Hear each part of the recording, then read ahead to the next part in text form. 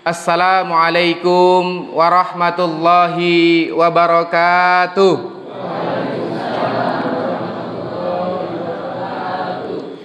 Innal hamdalillah nahmaduhu wa nasta'inuhu wa nastaghfiruh wa na'udzu billahi min sururi anfusina wa min sayyiati a'malina. May yahdihillahu fala mudhillalah wa may yudlilhu fala hadiyalah. Asyhadu an la ilaha illallah wahdahu la syarikalah wa asyhadu anna Muhammadan abduhu wa rasuluh. Allahumma shalli ala nabiyyina Muhammad wa ala ali Muhammad. Qala rabbi shrah li sadri wa yassir li amri wahlul 'uqdatam min lisani yafqahu qawli. Rabbana anzilna munzalan mubarakan wa anta khairul munzilin. Raditu billahi rabbah wa bil islami dina wa bi Muhammadin nabiyya wa rasula. Rabbi zidni ilma warzuqni fahma. Yang besar tak dihimbau gelar, yang kecil tak disebut nama. Semoga kita semua yang duduk bermajelis ilmu bersama di sini senantiasa Allah berikan kita istiqomah sampai nanti Allah wafatkan kita dalam keadaan husnul khotimah. Amin amin ya rabbal alamin. Puja dan puji syukur teruntuk hanya kepada Allah Subhanahu wa taala. Allah yang memberikan kita nikmat kesehatan, Allah yang memberikan kita nikmat waktu luang. Kenapa sih kalau kita harus bersyukur atas nikmat waktu luang dan nikmat kesehatan ini? Karena manusia kalau dia diberi nikmat waktu luang dan dia diberi nikmat kesehatan, kadang sering yang namanya lalai, sering yang namanya lupa, sering yang namanya lupa akan kesehatan, lupa akan nikmat dari Allah Subhanahu wa taala. Maka yang perlu kita wajib syukuri sampai detik ini yakni adalah nikmat kesehatan dan nikmat waktu luang. Nikmat kesehatan itu, Pak, Bu, kadang terasa berharga kalau kita merasakan yang namanya sakit. Betul? Oh, ternyata enak ya namanya sehat itu bisa digunakan untuk amal soleh, sholat berjamaah 5 waktu di masjid. Kalau sakit kayak gini rasanya agak susah kalau untuk beramal soleh, betul. Dan yang kedua, kita wajib mensyukuri yang namanya apa? Nikmat waktu luang. Karena bisa jadi jamaah ada tetangga kita, bahkan saudara kita yang dia disibukkan dengan duniawinya sehingga dia tidak punya memiliki waktu luang untuk bagaimana bisa merasakan yang namanya nikmatnya bermajelis ilmu seperti ini. Man salaka tariqan yaltamisu fihi ilm sahalallahu lahu tariqan ilal jannah. Barang siapa yang dia menempuh satu perjalanan menuju ke majelis ilmu, apa kata Allah? Apa kata Rasulullah? Maka Allah mudahkan langkahnya menuju ke surga, ke jannahnya.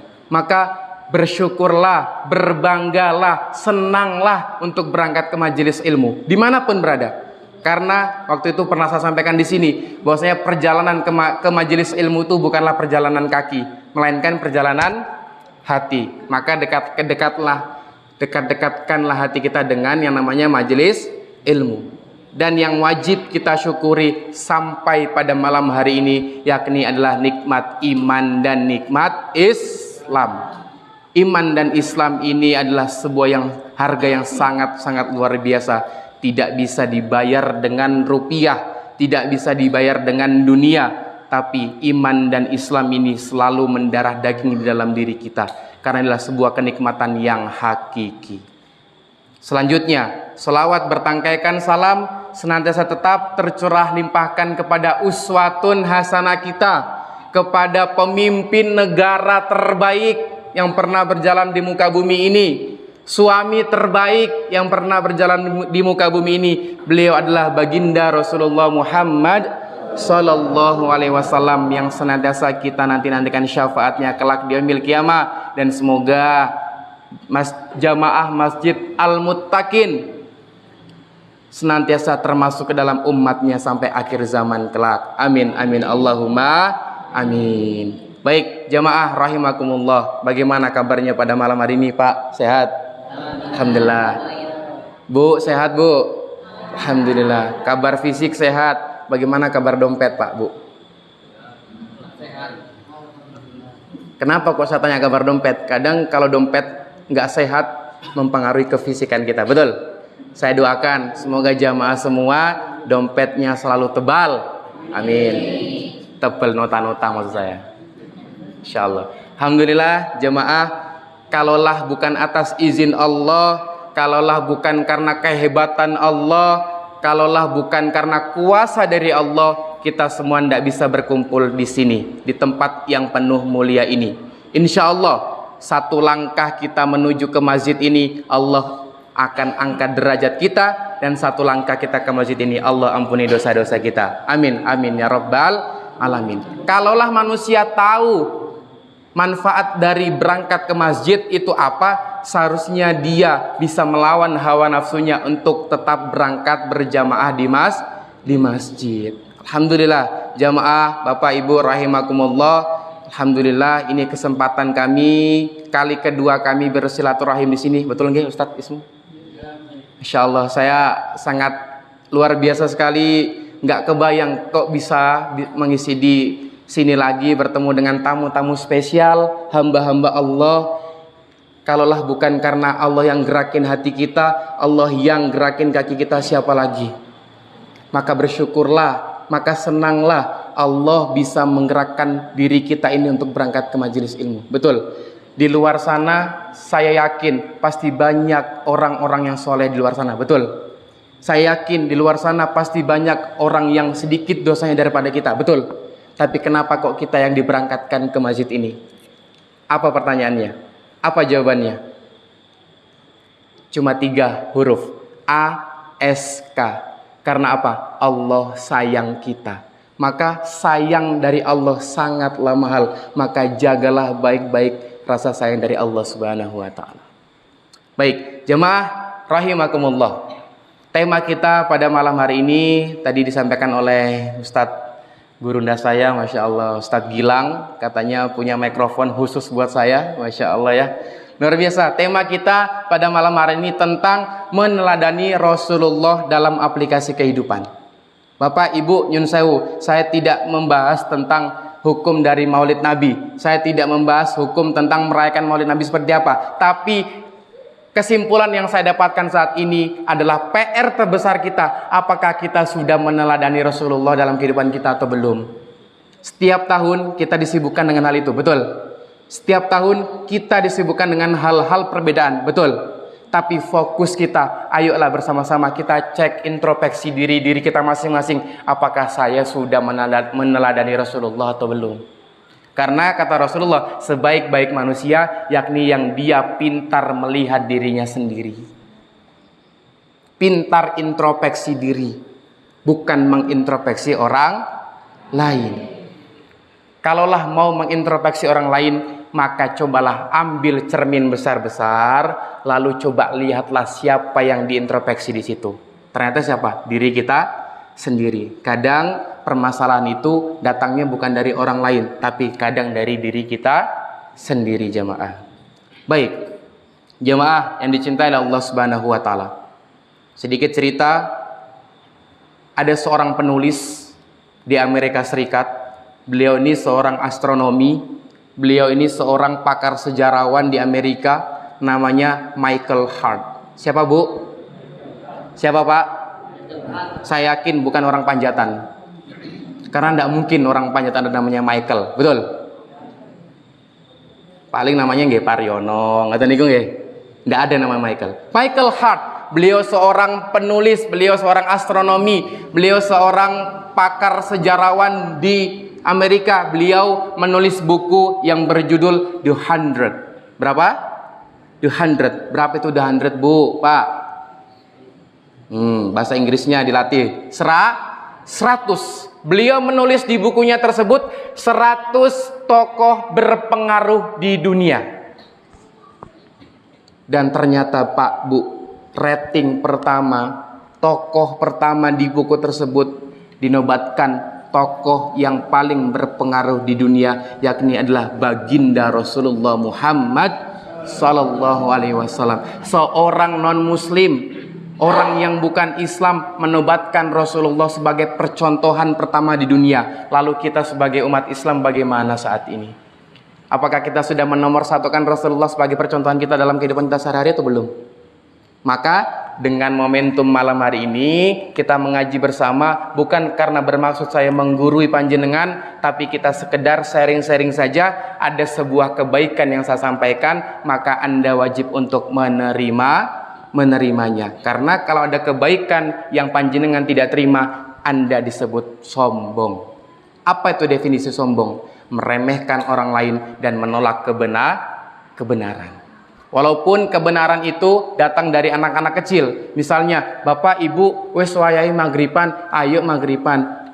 Kowe cacelik ngerti opo. Nah, maka Anda disebut orang sombong karena meremehkan orang lain dan menolak kebenaran. Maka ayo bermajelis ilmu seperti ini kita kosongkan gelas bersama-sama, kita singkirkan perbedaan kita. Ayo bersama-sama kita duduk bermajelis ilmu bersama di sini, senantiasa bersama-sama kita bertakwa dan kita mencari ridho Allah Subhanahu wa taala. Karena Syekh Az-Zarnuji menulis di kitab Ta'limul Muta'alimnya, tujuan kita bermajelis ilmu yang pertama adalah li wajhillah. Apa? Li wajhillah, yakni adalah apa? Mengharap ridho Allah Subhanahu wa taala. Bukan mengharap ridho dari takmir, bukan mengharap ridho dari Pak Duku, Pak Lurah, Pak Camat, bukan, tapi semata-mata kita bermajelis ilmu mengharap ridho dari Allah Subhanahu wa ta'ala. Dan yang kedua, di kitab tersebut dijelaskan ketika kita bermajelis ilmu, maka niatkanlah untuk kita menghilangkan yang namanya kebodohan. Minimal dua itu niat yang harus kita camkan dalam diri kita untuk bermajelis ilmu. Karena ilmu inilah yang nanti akan bisa menolong kita, dan ilmu inilah juga bisa melengsarkan kita. Karena apa? Orang kalau sudah berilmu itu kadang memiliki namanya sifat sombong atau ujub dalam dirinya. Maka ayolah dengan cara kita mengecas keilmuan kita, mengecas keimanan kita, ayo bersama-sama kita duduk bermajelis ilmu di sini bersama senantiasa untuk mengharap ridho dari Allah Subhanahu wa taala. Kita kembali ke Michael Hart. Sekelas Michael Hart, tokoh kafir, mohon maaf, non muslim, dia tidak berislam, dia tidak bersyahadat, tapi menobatkan Rasulullah Sallallahu Alaihi Wasallam itu sebagai tokoh yang berpengaruh di dalam dunia. Dilihat dari segi manapun, Rasulullah Sallallahu Alaihi Wasallam selalu sempurna. Mulai dari bab keluarganya, akidahnya, akhlaknya, adabnya, sampai dia bernegaranya pun selalu sempurna. Maka tak cukup dengan kita hanya bersolawatan. Mohon maaf, tidak cukup dengan hanya kita mengucapkan sholawat saja, tapi semua aplikasi dalam kehidupan Rasulullah kita juga wajib untuk mengikutinya. Maka ayo bersama-sama melalui momentum Maulid Nabi ini, melalui momentum majelis ilmu pada malam hari ini, ayo bersama-sama kita cari tahu sih bagaimana sih dan apa saja sih aplikasi-aplikasi yang harus kita terapkan dalam kehidupan kita. Insya Allah dengan sunnah-sunnahnya yang kita jalani, insya Allah dengan sunnah tersebut kita akan mendapatkan pahala yang sangat luar biasa. Mulai dari nanti tata cara makan, tata cara berpakaian dan segala macamnya. Maka jamaah yang dicintai oleh Allah Subhanahu wa taala, Rasulullah Shallallahu Alaihi Wasallam diutus, dilahirkan di muka bumi ini pastilah ada tujuannya, betul? Sama kayak panjenengan, ya. Misalnya tujuan Anda dilahirkan di muka bumi ini apa? Wa ma khalaqtul jinna wal insa illa liya'budu. Tidaklah aku ciptakan jin dan manusia melainkan apa kata Allah? Mengabdi kepadaku. Maka ketika kita bernafas, ketika kita hidup, kita harus tahu dulu esensi kita hidup ini ngapain. Jangan sampai kita hidup itu hanya udat-udut, tura-turu, keluntang-keluntung, ingah-ingih, pahpoh. Habis waktu kita terbuang sia-sia. Rasulullah SAW hidup di dunia ini berapa tahun? Kurang lebih 63 tahun. Maka ayahanda ibunda kalau sudah 60 tahun sudah warning, sudah hati-hati, sudah lampu kuning buat Anda. Pertanyaannya bukan kapan Anda wafat, pertanyaannya kapan saya meninggal, bukan itu. Tapi pertanyaannya kita meninggal dalam keadaan seperti apa? Maka kita selalu berdoa di setiap sholat kita minta kita meninggal dalam keadaan husnul khotimah. Maka saya bilang sama keluarga saya ketika saya sakit, ketika saya sedang drop, bawa saya ke masjid. Karena sebaik-baik tempat untuk saya nanti kembali kepada Allah adalah masjid. Dan saya minta ketika dalam sholat saya, dalam ibadah saya, dalam saya berdoa, selalu saya minta meninggal dalam keadaan husnul khotimah. Minta sama Allah meninggal dalam keadaan sedang mengisi pengajian, sedang mengajar santri dan segala macamnya. Maka ayo bersama-sama kita belajar kembali untuk mencontoh Rasulullah SAW dalam kehidupan sehari-hari kita. Nah, maka Rasulullah SAW juga diutus oleh Allah itu juga memiliki tujuan di muka bumi ini. Maka tujuan pertama Rasulullah SAW diutus ke bumi ini atau dilahirkan di bumi ini, yang pertama adalah untuk menyempurnakan akhlak. Sebagaimana di dalam hadis riwayat Al-Baihaqi mengatakan bahwasanya innama bu'itsu liutammima makarimal akhlak. Sesungguhnya kata Rasulullah, aku diutus ke muka bumi ini untuk menyempurnakan akhlak. Maka coba kita cek sejenak, berhenti sejenak. Kalau panjenengan mungkin nanti pulang dari rumah ada waktu hening sebelum tidur, coba 5 menit memikirkan, apakah akhlak saya sudah sesuai belum ya dengan Rasulullah nih? Apakah kegiatan saya sehari-hari ini apakah sudah sesuai dengan Rasulullah atau belum nih? Nah, maka ayolah bersama-sama jamaah kita terus belajar. Nah, terus di Quran surah Al-Qalam juga ayat keempat dijelaskan bahwasanya wa innaka la'ala khuluqin adzim. Yang artinya apa? Dan sesungguhnya engkau benar-benar pekerti yang baik. Sesungguhnya di dalam hati Rasulullah, di dalam diri Rasulullah itu adalah ada budi pekerti yang baik yang dimana kita sebagai umat muslim harus mencontohkannya. Jamaah yang dicintai Allah Subhanahu wa taala, berbicara tentang akhlak. Ya, kita masuk ke poin pertama. Tadi apa tujuan Rasulullah diciptakan? Untuk menyempurnakan akhlak. Coba kita bahas dulu tentang bab akhlak. Jadi jamaah rahimakumullah, berbicara tentang akhlak ini ada korelasinya dengan ibadah. Ibarat akhlak ini dengan ibadah ini adalah uang koin yang saling bersatu. Akhlak ini di depannya dan ibadah ini adalah di belakangnya. Kurang lebih seperti itu, saling bersanding dan saling apa? Berkesinambungan. Maka ada beberapa ibadah dan semua pun ibadah itu semua merujuknya atau bermuaranya semua ke perbaikan akhlak. Yang pertama, ibadah tentang sholat. Aqimis sholat, inna sholata tanha anil fahsya iwal munkar. Sesungguhnya sholat itu bisa mencegah perbuatan keji dan mungkar. Maka cek sampai malam hari ini, apakah sholat Anda sudah mencegah diri Anda dari perbuatan keji dan mungkar atau belum? Jangan sampai sholat itu hanya sekedar ibadah ritual saja, tidak membekas di dalam hati. Ibnul Qayyim Al-Jauziyah mengatakan,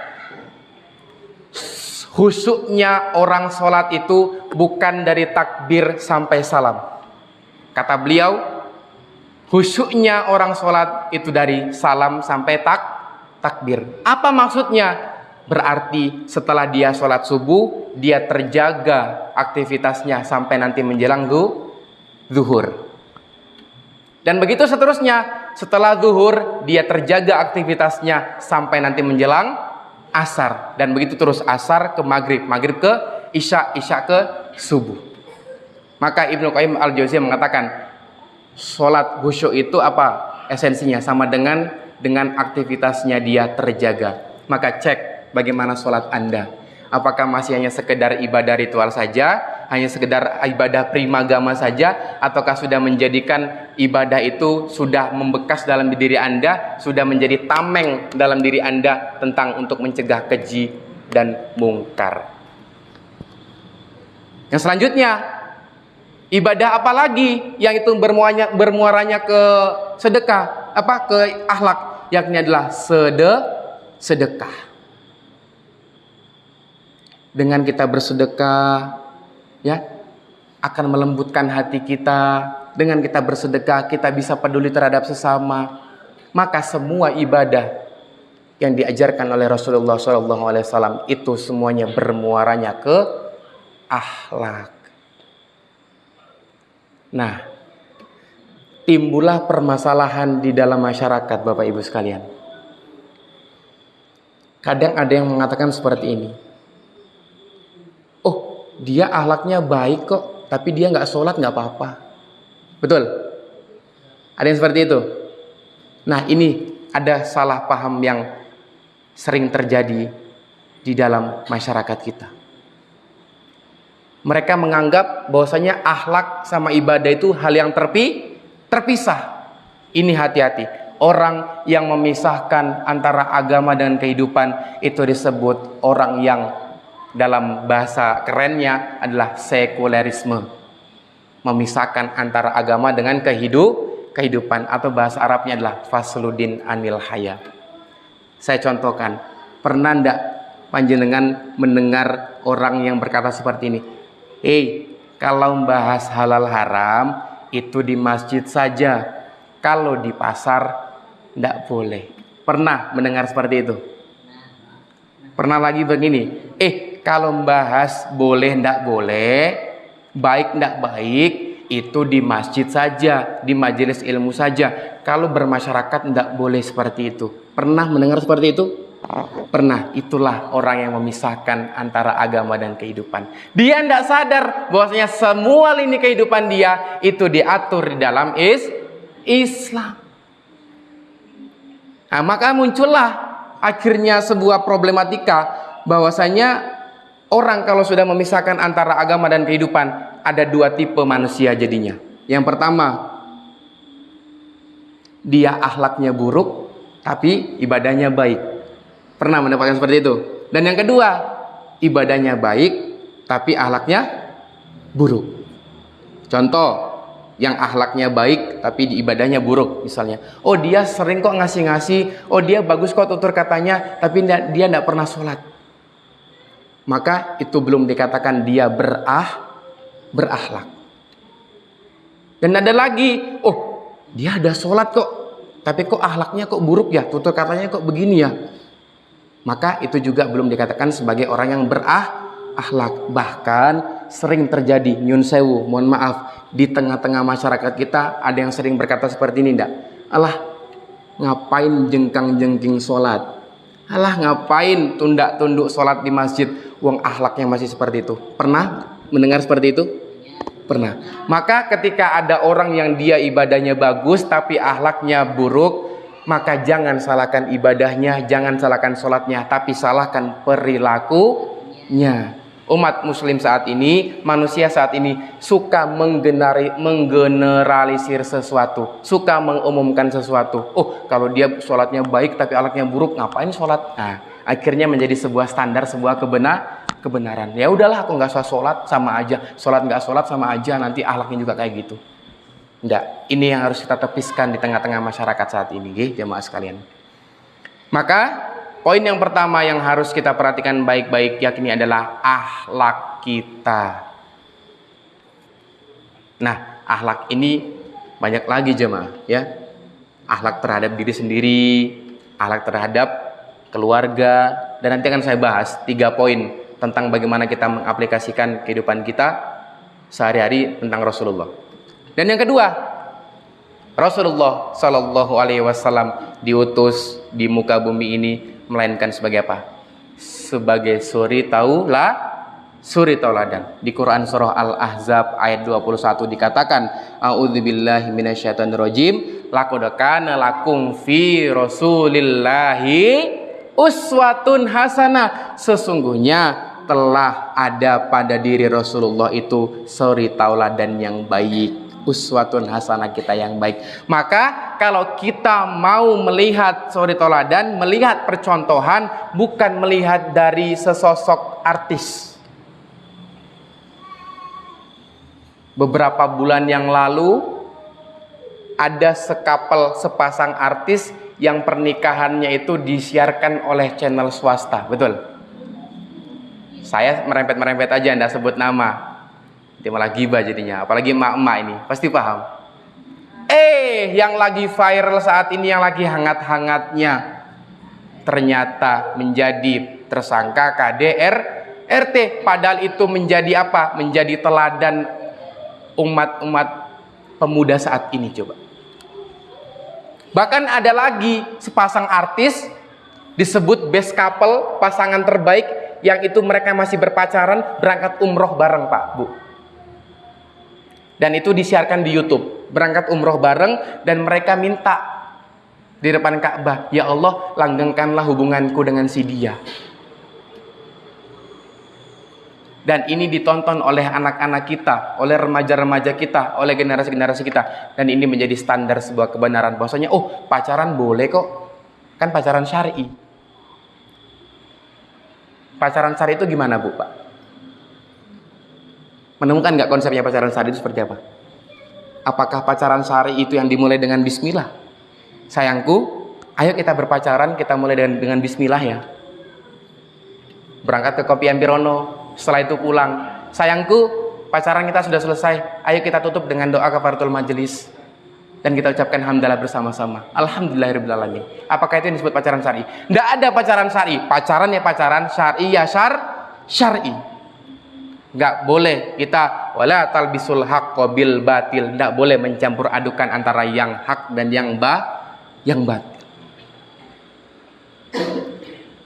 Apalagi emak-emak nih ya, menjadikan Aldebaran sebagai standar sebuah kebenaran untuk suaminya. Hati-hati, itu hanya sinetron, Bu, Pak. Kadang dia gini, ayah, Mas, kok kamu nggak seperti Aldebaran sih yang dia ada di Ikatan Cinta tuh? Itu sinetron, Bu, Pak, yang ujung-ujungnya pasti romantisan, betul?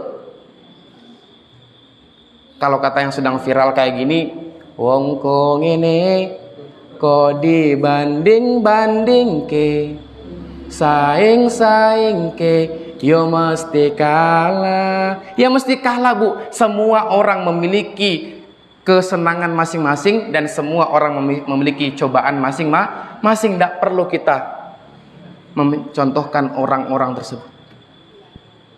Apalagi para ulama, kata guru saya mengatakan, hei kamu kalau mau terinspirasilah dengan orang-orang soleh yang sudah meninggal. Karena orang yang hidup belum menjamin dia nanti meninggalnya dalam keadaan husnul khotimah dan baik, kata beliau. Maka ayo jamaah, kembali kita jadikan Rasulullah SAW ini menjadi uswatun hasanah kita, menjadi percontohan kita. Kalau bahasa anak kerennya, menjadi role model kita.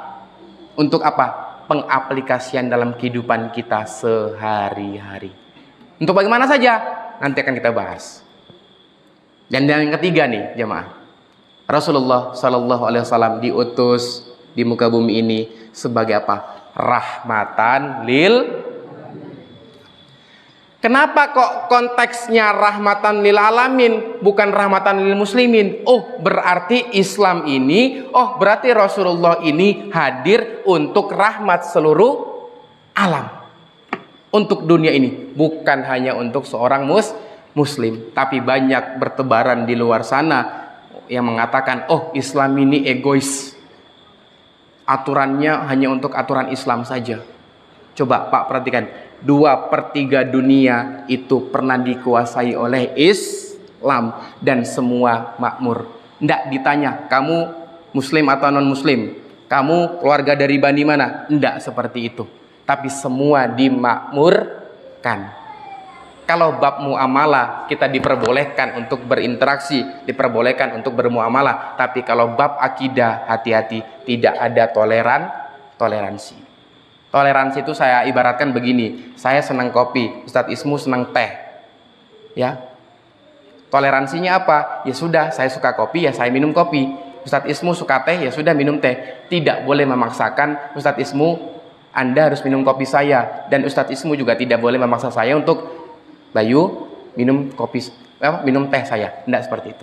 Maka yang namanya toleransi itu saling menghargai satu sama lain tanpa kita mencampur adukan, tanpa kita ikut-ikutan.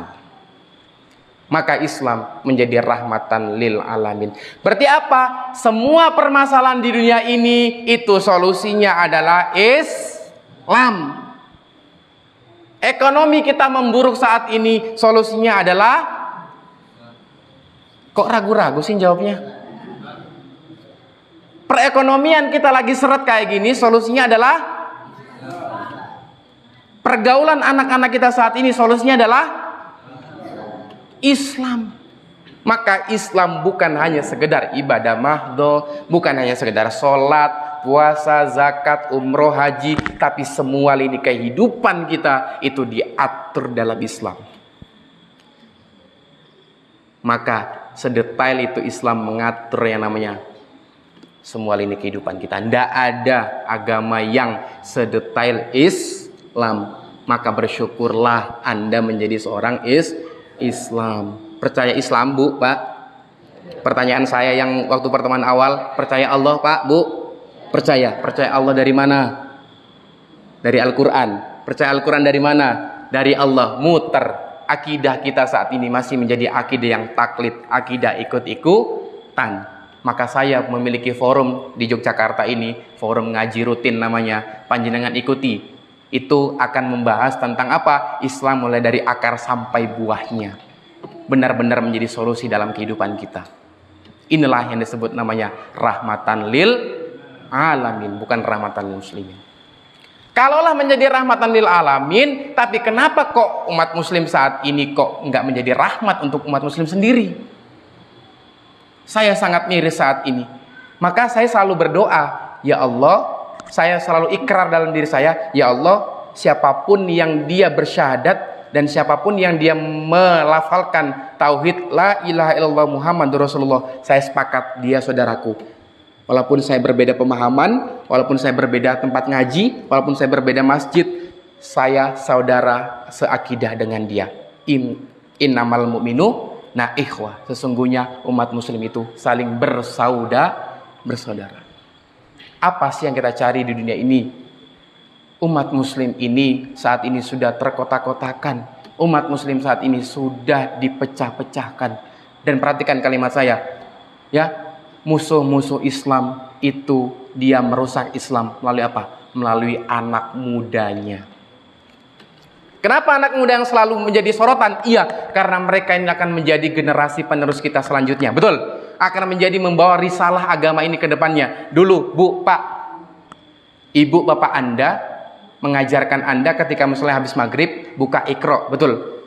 Le, do, baca alif, ba, ta, sa, alif, ba, ta, a, alif, kasro, i, alif, doma, u, dibaca a, i, u. Pintar dulu, Bu.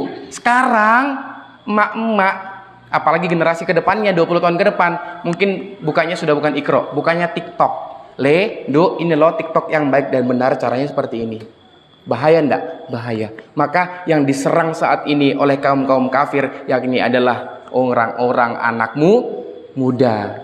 Maka hati-hati dengan anak-anak kita nih. Anak-anak kita ini kelak akan menjadi tanggung jawab kita juga. Akan menjadi dosa jariah atau menjadi pahala jariah buat kita. Maka tak henti-hentinya saya menyampaikan ayat ini. Ya ayyuhalladzina amanu qu anfusakum wa ahlikum naro. Jangan, hati-hati, perhatikan baik-baik. Wahai orang-orang yang beriman, jagalah diri Anda dan keluarga-keluarga Anda dari bahaya api neraka. Anda sudah sholat, Anda sudah zakat, puasa, umroh, haji, tapi anak Anda terbengkalai, mohon maaf, nol nilainya. Maka penting, apalagi bapak-bapak nih, sebagai ar-rijalu qawamun 'alan nisa, sebagai qawam, sebagai percontohan, digugulan, ditiru, maka ayolah, jangan hanya puas untuk mencari nafkah saja, tapi puas juga untuk bagaimana scale up diri, perdalam ilmu untuk mendidik anak-anak kita juga, Bapak Ibu sekalian. Ya, kadang orang tua itu sudah begini ke guru-guru TPA. Ustadz, saya serahkan anak saya ke guru TPA ya. Padahal bapak ibunya yang seharusnya berperan di dalam rumah, karena miniatur peradaban di dunia ini adalah melalui rumah. Sebelum anak Anda keluar rumah, perhatikan rumahnya dulu sudah beres, Bapak Ibu sekalian. Maka 3 poin penting tadi yang saya sampaikan. Rasulullah SAW diutus di muka bumi ini, yakni yang pertama adalah apa tadi, Bu, Pak? Menyempurnakan akhlak. Yang kedua, sebagai apa? Suri toladan kita. Dan yang ketiga sebagai apa? Rahmatan lil alamin. Dicatat Pak Bu, makanya kalau ada majelis ilmu seperti ini, bawa buku, bawa pensil, bawa bolpen, minimal bawa HP untuk ngerekam. Karena para ulama mengatakan ikatlah ilmu ini dengan tulisan. Anda mau ikat ilmu dengan apa ini? Ya. Maka kalau bisa sepekan sekali harus ada kajian di sini. Bu, seneng enggak kalau sepekan sekali ada pengajian di sini? Kok jawabnya setengah-setengah toh? Wah, kalau Mas Gilang, teman-teman lagi, ibu-ibu, seneng enggak kalau setiap pekan ada pengajian? Senang. Bapak-bapak seneng enggak? Wah, Masya Allah, luar biasa. Harus senang Bu. Karena apa? Tadi saya bilang, ketika kita menempuh satu perjalanan ke majelis ilmu, maka Allah mudahkan kita menuju ke surga. Kalau sebulan sekali, hilang. Panjenengan pernah ngikutin kajian saya sebulan yang lalu? Pernah? Apa yang saya bahas? Nggak tahu? Ya udah lupa. Itu temanya. Maka takmir kalau bisa sepekan sekali adalah pengajian bareng-bareng, mungkin ahad subuh. Nanti setelah itu pulang bagi-bagi sembako, bagi-bagi sayur dan segala macamnya, atau makan-makan bareng. Nah, disitulah terciptanya silaturahim, komunikasi yang baik. Kamu kenapa kok nggak berangkat ke masjid? Oh, kenapa kok udah lama nggak muncul? Oh, aku sakit. Oh, ternyata begitu. Nah, itulah yang disebutnya Islam. Satu sakit, sakit semua. Satu bahagia, bahagia semua. Tapi sekarang banyak Bu, Pak, ya, yang ketika tetangganya sakit, wah bahagia dia. Maksudnya dalam artian sakit ini sedang menderita ya. Banyak ada yang senang seperti itu. Maka ayolah bersama-sama kita menjadikan Rasulullah SAW ini menjadi suri teladan dan menjadi rahmatan lil alamin untuk semua alam. Nah, sesuai judul kita pada malam hari ini, sampai jam berapa Pak Bu jamaah? Ayo. Menyesuaikan saya sampai subuh. Oke. Kuat sampai subuh Bu. Ya, saya tadi bilang perjalanan ke masjid ini bukanlah perjalanan kaki, melainkan perjalanan hati. Sejauh apapun masjidnya, kalau hatinya dekat dengan masjid pasti dia akan sampai. Betul? Betul. Maka PR Anda apa? Mentautkan kaki atau mentautkan hati? Mentautkan hati. Nah, yang waktu itu saya bilang perjalanan ke masjid ini hanya ada dua, menggunakan kaki sendiri atau digotong pakai keranda. Anda pilih mana? Kaki sendiri. Kan enak Bu, Pak, digotong sama orang.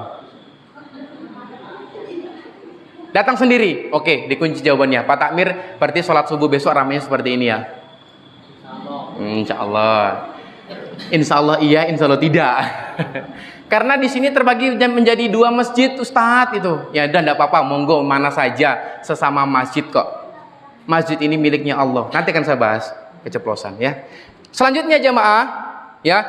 Sesuai dengan tema kita, menjadikan Rasulullah ini apa? Menjadikan aplikasi dalam kehidupan kita sehari-hari. Maka saya bagi menjadi 3 kehidupan kita, atau kehidupan mencontohi Rasulullah itu adalah 3 aspek. Yang pertama, untuk meneladani Rasulullah SAW dalam mengaplikasi kehidupan kita sehari-hari. Yang pertama adalah M.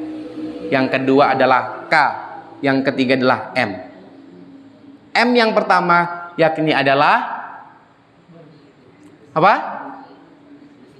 Masjid. Ketika kita mau meneladani Rasulullah SAW, maka barometer pertama yang harus kita penuhi yakni adalah masjid. Rasulullah SAW waktu beliau hijrah dari Mekah ke Madinah, beliau yang dibangun di awal apa? Masjid. Dan masjid pertama yakni adalah Masjid Kuba.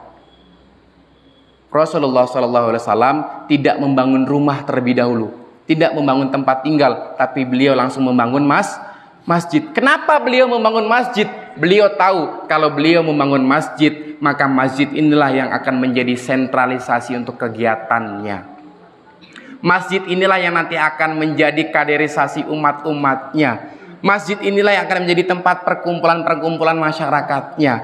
Maka ceklah masjid-masjid kita nih, apakah sudah menjadi tempat-tempat untuk berkumpul orang-orang Islam saat ini atau belum? Apakah masjid ini sudah menjadi tempat majelis ilmu buat kita atau belum? Itu yang pertama. Dan yang kedua, kenapa kok masjid? Iya, karena Rasulullah Shallallahu Alaihi Wasallam waktu Isra Mi'raj, beliau apa? Subhanalladzi asra bi'abdihi lailan minal masjidil haram ilal masjidil aqsa. Rasulullah SAW diperjalankan dari masjid ke masjid, bukan dari daerah ke daerah.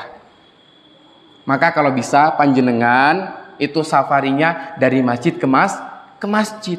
Nah, saya ada program yang namanya Cinta Masjid, Pak Bu. Alhamdulillah Masjid Al-Muttaqin ini sudah masjid yang ke-40 kalau tidak salah. Target kami di tahun 2022 ini 99 masjid yang kami mau datangi. Mohon doanya nggih Bapak Ibu sekalian, semoga kami senantiasa diberi kesehatan dan istiqomah untuk terus menebar kebaikan. Maka Rasulullah SAW ketika beliau Isra Mi'raj itu beliau apa? Dari Masjidil Haram ke Masjidil Aqsa, dari masjid ke masjid, dari satu tempat ke satu tempat. Bukan dari Panjatan ke Sentolo, bukan, tapi dari Masjid Al-Muttaqin, dari Masjid Al-Muttaqin mungkin nanti ke masjid yang lainnya sana. Maka saling terjalin antara masjid satu dengan masjid lain. Lah, kok ada saat ini masjid satu dengan masjid lain saling pecah. Maka dia tidak sesuai dengan Rasulullah Sallallahu Alaihi Wasallam. Rasulullah Sallallahu Alaihi Wasallam dulu menggunakan masjid itu sebagai pemersatu umat antara kaum Ansor dengan kaum Muhajirin. Tapi kenapa sekarang masjid Allah, ya Allah, saya sangat miris. Masjid saat ini sudah menjadi pecah belah umat. Umat saat ini tuh bingung, saya ini mau kemana? Saya ini senang ngaji, saya ini mau kemana sih sebenarnya? Maka masjid ada dua tipe yang waktu saya sampaikan ke panjenengan waktu pengajian sebelumnya. Masjid ada dua tipe. Yang pertama, masjid usis ala taqwa. Masjid yang dibangun berlandaskan ketakwaan dengan asas persatuan. Yang kedua, masjid diror. Masjid yang dibangun berlandaskan pecah belah umat. Maka kalau kita mau berniat mengabdi di masjid, kita niat untuk mengurus masjid, maka asas persatuanlah yang kita fokuskan di dalamnya. Masalah fikih itu luas, yang sempit hati kita. Makanya saya setiap dimanapun saya mengisi pengajian Yun Sewu, karena memang saya belum makomnya untuk membahas fikih ya. Saya tidak pernah membahas fikih karena fikih itu riskan. Tapi yang selalu saya bawa narasi tentang masjid. Masjid itu persatuan, umat muslim itu bersatu, tidak boleh pecah belah. Nah, bersatunya melalui masjid. Maka ayo jamaah, sudah ada masjid bagus seperti ini, supportlah, dukunglah kegiatan-kegiatannya. Ada pengajian hadiri, ada donasi pembangunan didonaturi, segala macamnya. Maka ayolah bersama-sama jadikanlah masjid ini menjadi sebuah percontohan untuk kita dalam kehidupan kita sehari-hari jamaah. Ya, maka poin yang pertama tadi apa? Untuk kita menerapkan atau menjadikan meneladani Rasulullah dalam aplikasi kehidupan kita, yakni adalah pertama masjid. Ini saya ulas-ulas lagi sedikit materi ya, bahwasanya spirit kita memakmurkan masjid itu ada di Quran surah At-Taubah ayat 18. A'udzubillahi minasyaitonirrajim. Innama ya'muru masajidallah man amana billahi wal yaumil akhir wa aqamus sholata wa ataz zakah wa lam yakhsha ilallah fa asa ulaika ayyakunu minal muhtadin. Innama ya'muru masajidallah. Ini keren narasinya. Innama ya'muru masjidallah, sesungguhnya yang memakmurkan masjid Allah. Nah, masjid ini milik siapa? Milik siapa Bu? Pak? Milik Allah. Masjid ini milik Allah, bukan milik organisasi, bukan milik personal, bukan milik pewakif, bukan milik donatur, tapi ini semua milik Allah. Maka siapapun yang dia berakidah Islam, yang dia meninggikan kalimat tauhid la ilaha illallah Muhammadur Rasulullah, dia bisa masuk ke sini. Kalaulah Anda mau membangun masjid atas dasar personal, maka bangunlah masjid sendiri, adzanlah sendiri, qomatlah sendiri, makmurkan masjid sendiri. Karena masyarakat ini luas, backgroundnya berbeda-beda jemaah. Maka selama dia berakidah Islam, selama dia meninggikan kalimat tauhid, maka dia berhak untuk sholat di masjid.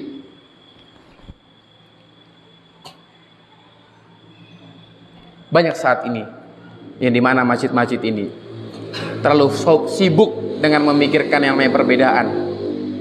Sampai kiamat pun yang namanya perbedaan itu pasti ada Pak Bu. Jangankan di masyarakat, di rumah tangga saja yang sudah belasan tahun berumah tangga, pasti yang namanya muncul perbedaan pendapat. Betul? Ibu paling lama usia berapa tahun nih yang usia pernikahannya? Ayo, nanti saya beri hadiah.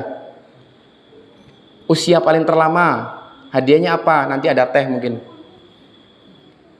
50 tahun menikah, 40 tahun menikah, pastilah ada perbedaan pendapat, dan itu wajar. Kalau Anda tidak mau menerima pendapat orang lain, ya sudah, bangunlah masjid sendiri, makmurkanlah masjid sendiri. Nah, maka egoisasi diri kita ini harus kita tinggalkan, kita lepaskan, semata-mata kita mengharap ridho Allah Subhanahu wa taala. Dan perhatikan, pengurus masjid bukanlah penguasa masjid, tapi pengurus masjid adalah pelayan umat, pelayan jamaah. Jadi jangan merasa saya punya otoritas di sini, seenak-enak saya saja, saudeli, enggak.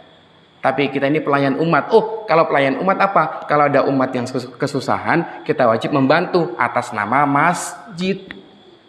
Dulu Khalifah Abu Bakar, Umar bin Khattab sedang berjalan. Ya, kalau saat ini sedang apa namanya? Kalau turun ke jalan, ke lapangan itu apa namanya? Ke desa-desa? Belusuan. Nah, menemukan ibu-ibu yang di rumahnya itu ada anak-anak nangis. Ternyata anak-anak itu lapar dan ibunya sedang menghibur anak-anak tersebut seolah-olah dia memasak gandum, tapi dia apa? Memanas batu. Ditanya oleh Umar bin Khattab, "Wahai ibu, kenapa anakmu menangis terus?" "Anak saya kelaparan." "Terus apa yang kamu masak saat ini?" "Saya masak batu untuk menghibur anak saya, biar dia bisa tertidur."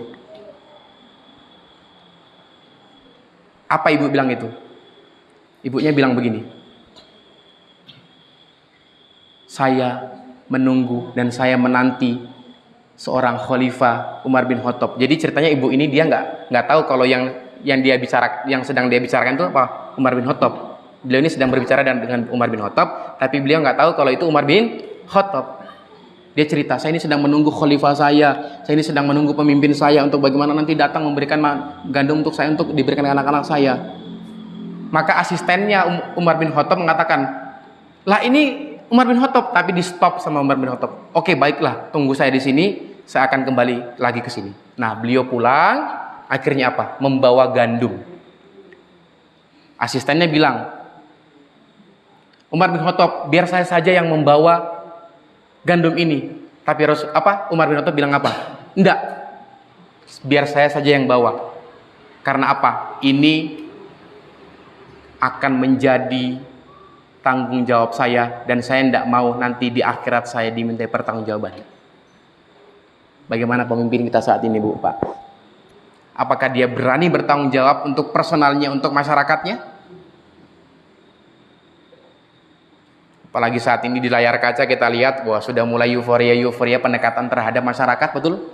Yang awalnya tidak pakai peci sekarang pakai peci, yang awalnya tidak pakai jilbab sekarang pakai jilbab. Hati-hati dengan tipu muslihat mereka, Pak. Maka ayolah jamaah, kembalilah kita ke masjid. Karena di Quran surah Al-Isra tadi ayat pertama dijelaskan bahwasanya masjidlah baroknahaulah. Apa itu baroknahaulahu? Memberkahi sekelilingnya, jamaah.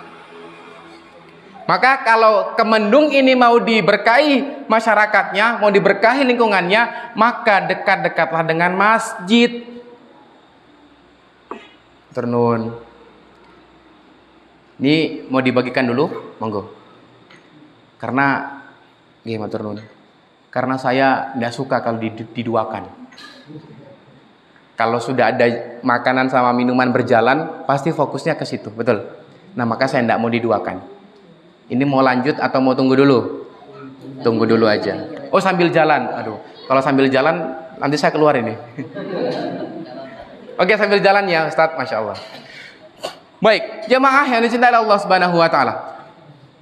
Maka masjid ini adalah menjadi barometer kita juga taat kepada Allah Subhanahu wa taala, karena di masjid inilah tempat kita juga untuk melaksanakan yang namanya salat. Jamaah, perhatikan baik-baik. Seburuk-buruk apapun panjenengan, seburuk-buruk apapun sikap akhlak panjenengan, tetaplah sholat. Coba perhatikan, ada berapa rukun Islam? 5. Rukun Islam yang 5: syahadat, sholat, puasa, zakat untuk si hamba, haji bagi yang puasa. Siapa tidak sholat berdosa, siapa tidak zakat kan rugi di akhirat, Allah akan melaknat. Bu, Pak, saya analogikan sederhana. Ada botol enggak? Botol kosong mungkin? Enggak ada ya?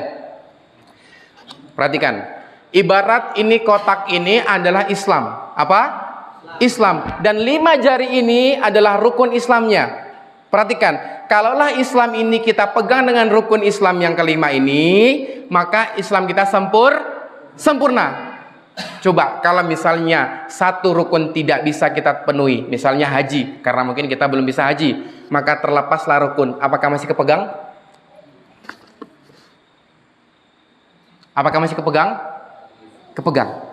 Selanjutnya, puasa Ramadan. Mungkin ibu-ibu menyusui, melahirkan, mengandung, tidak bisa Ramadan. Mungkin bapak-bapaknya ada diagnosa dari dokter tidak bisa berpuasa karena ada medis yang tidak membolehkannya. Terlepaslah satu rukun Islam. Apakah masih kepegang? Masih kepegang. Zakat. Mungkin Anda tidak bisa zakat karena Anda sebagai mustahik. Terlepaslah satu rukun Islam. Masih kepegang? Masih. Coba perhatikan, kalau syahadat sama sholat Anda lepaskan, maka Islam akan terlepas dari kehidupan Anda. Maka sholat syahadat ini penting, Pak, Bu. Maka tadi saya bilang, sholat ini adalah sebuah pekerjaan yang harus kita laksanakan. Sholat ini adalah tiang agama. Barang siapa yang dia meninggalkan sholat, dia meruntuhkan agamanya. Dan sholat inilah pembatas antara umat muslim dan kaum kafir. Kalau belum bisa berjamaah, minimal punya itikat berniat sholat dulu di rumah. Setelah sholat di rumah, punya itikat, punya niat, punya azam dalam diri untuk berjamaah. Dan yang sudah berjamaah, jangan reko-reko, jangan bercandain orang yang sudah datang ke masjid. Cie, wes sholat yang masjid yo. Akhirnya baper, nggak berangkat lagi ke masjid. Terjadi, Bu. Apalagi emak-emaknya, cie kami wes dawa, jilbabnya sudah panjang, cie wes soleha. Akhirnya baper, tidak berangkat lagi ke masjid. Maka kalau ada orang yang sudah seperti itu, dirangkul. Dakwah itu merangkul, bukan memukul. Dakwah itu mengajak, bukan menginjak. Kita sesama muslim saling menasihati satu sama lain, jemaah. Nah, maka masjid ini adalah sangatlah penting bagi kehidupan kita. Karena ketika ada permasalahan hidup, ketika ada permasalahan dalam keluarga, dalam pekerjaan, dalam bersosial masyarakat, semua kita kembalinya ke masjid. Gelar sejadah, ambil air wudhu, sholat sunnah 2 rakaat, bermunajat kepada Allah secara gratis. Nggak perlu, Pak, Bu, panjenengan pakai keris petir, nggak perlu. Nggak perlu pakai jumpa jampe, hanya bermunajat kepada Allah. Ya, barang siapa yang dia berdoa kepada Allah, maka Allah akan mengabulkan. Ud'uni astajib lakum. Mintalah kepadaku, maka akan ku kabulkan doa. Maka ayo jemaah, masjid inilah peran penting bagi kita. Maka saya kalau datang ke suatu daerah, mau melihat daerah itu makmur atau enggak, yang saya lihat pertama adalah masjidnya. Nah, berhubung sudah ada makanan dan minuman di depan kita, tenggorokan saya juga sudah kering. Ayo bersama-sama kita berdoa. 1 bulan yang lalu saya waktu ngisi di sini masih hafal enggak SOP makan dan minum? Sudah lupa toh? Sudah lupa, makanya sebukan sekali kalau ada pengajian di sini dihadiri.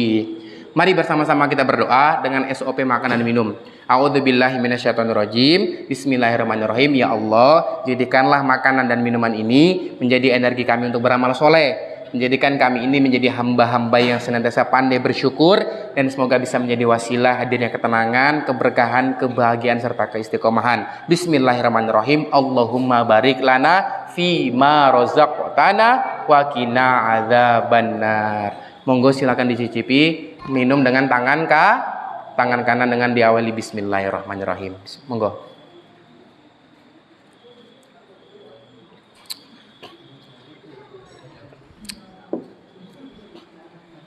Jam 8.36. Oke, masih subuh jam berapa? Enggak, saya cuma lihat aja subuhnya jam berapa. Soalnya udah maju kan subuhnya. Saya enggak sampai subuh kok Bu, Pak. Sampai jam 10 enggak apa-apa. Nah, tapi kalau mau ditambah sampai jam 10 enggak apa-apa kata Mas Gilang. Masya Allah, luar biasa. Baik, kita lanjut jamaah. Maka masjid ini adalah hal yang sangat penting bagi kita. Maka masjid ada korelasi dengan sholat. Pak, Bu, Anda masih bermaksiat, tetaplah sholat. Anda seburuk-buruk Anda tetap sholat. Jangan tinggalkan sholat dalam keadaan seperti apapun, jemaah. Ya. Kalau kita sholat di masjid, anak-anak muda, mana anak muda, perhatikan bapak-bapak, ya. Ada yang bertanya gini, Mas, kalau sholat pakai kaos boleh enggak? Gitu. Boleh enggak? Ya boleh. Masa enggak boleh sih? Kecuali kalau pertanyaannya, boleh enggak sholat enggak pakai kaos? Boleh enggak sholat enggak pakai kaos? Boleh, mungkin pakai kemeja, pakai muskam, pakai baju koko. Kalau pakai kaos boleh, tapi perhatikan syarat-syaratnya. Saya pernah menemukan salah satu masjid, ya, waktu takbiratul ihram masih aman, ya. Waktu ruku pun masih aman, waktu i'tidal pun masih aman, sujud masih aman. Begitu tahiyat awal ada kencelengan di belakangnya.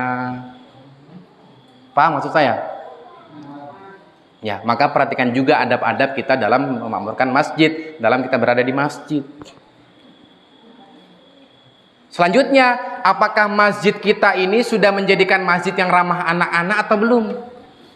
Beberapa masjid saya pernah menemukan ada kamera CCTV ketika anak-anak ramai di masjid ketika sholat, Allahu Akbar, ramai. Bapak mungkin pengurus takmir lari dari depan langsung nendang anak-anak yang ramai tersebut. Dan saya pernah cerita bahwasanya ada anak SMP yang dia tidak pernah mau ke masjid, betul. Sejak SD dia trauma. Bahwasanya apa? Waktu SD dulu dia pernah dicambuk pakai sejadah sama Pak Amir gara-gara ramai di masjid. Anak-anak boleh Bu diajak ke masjid, tapi diatur. Yang masih ramai-ramai, yang dia sholatnya masih belum khusyuk, yang sholatnya dia masih keluyuran, maka jangan ditaruh di soft di tengah.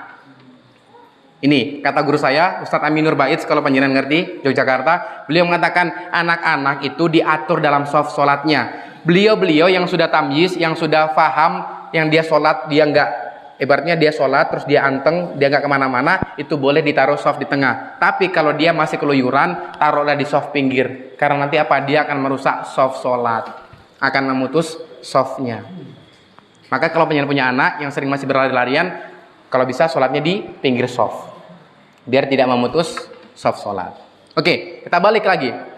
Maka meneladani Rasulullah SAW dalam aplikasi kehidupan kita, yakni barometer pertama adalah masjid. Maka dekat-dekatlah dengan masjid. Kalau Anda mau diberkahi hidupnya oleh masjid, maka nempel-nempellah dengan masjid. Mungkin Anda PNS, jadikan PNS sebagai sampingan, tapi pekerjaan utama adalah menjadi marbot.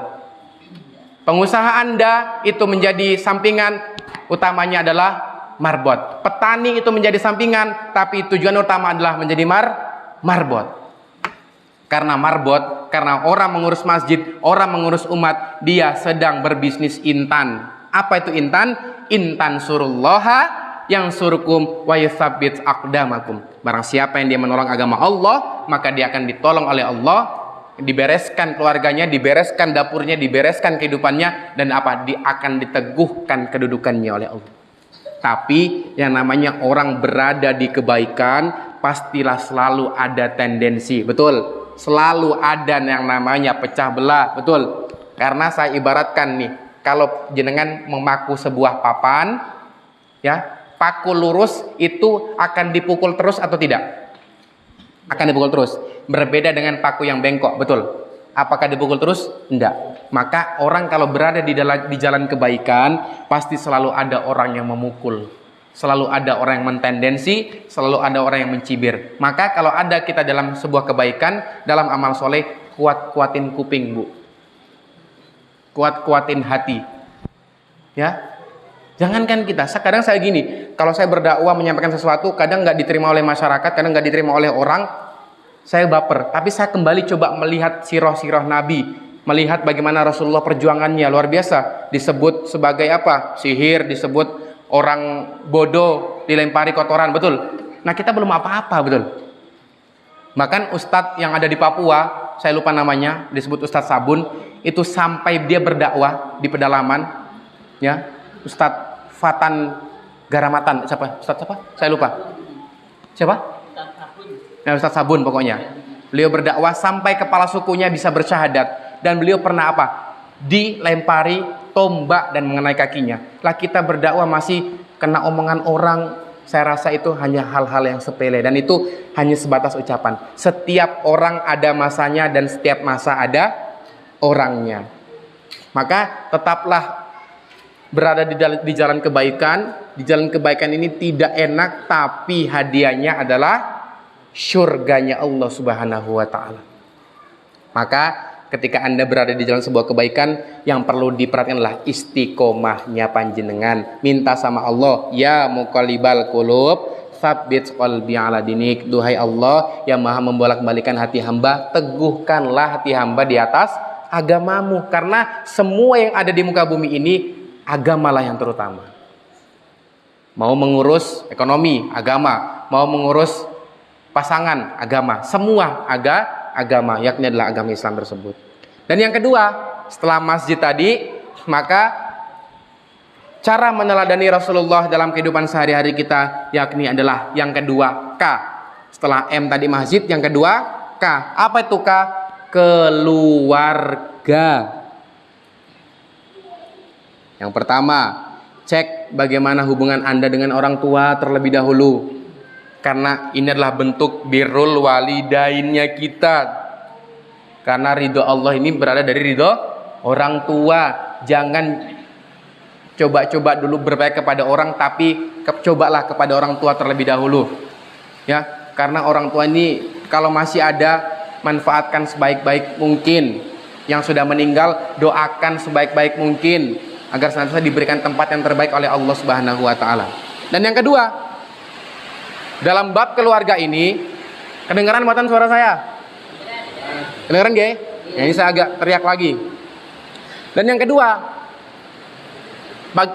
perhatikan interaksi keluarga Anda, interaksi Anda dengan anak Anda. Saat ini di dalam satu keluarga sudah ada yang namanya setan gepeng, betul? Apa itu setan gepeng? HP. Anaknya pulang sekolah mainnya HP, bapaknya pulang kerja main HP, ibunya pulang arisan main HP, semua main HP, tidak ada terjalin komunikasi yang baik di rumah. Maka yang namanya setan gepeng ini bisa menjauhkan yang dekat, bisa mendekatkan yang jauh. Maka nggak salah, nggak heran kalau anak-anak kita saat ini yang dia mencari kesenangan, mencari tempat curhatan itu ke orang lain. Karena apa? Orang tuanya sudah tidak menghiraukan kehidupan anaknya lagi. Maka ceklah interaksi Anda dengan keluarga. Karena Rasulullah SAW apa mengatakan? Sebaik-baik kalian, yakni adalah yang baik dengan keluarganya. Dan aku, kata Rasulullah, yang paling baik dengan keluargaku.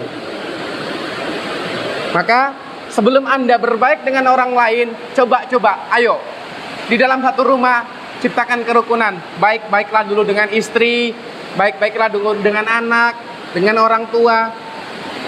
Karena dengan inilah kita nanti akan bisa menjadikan kekuatan erat di dalam keluarga kita, jemaah. Dan Rasulullah mengajarkan seperti itu. Dan jemaah, yang selanjutnya apa? Tanggung jawab suami dan istri. Ya, suami tidak hanya puas mencari nafkah, tapi suami juga harus membimbing istrinya, membimbing istri-istrinya. Istrinya cuma satu ya?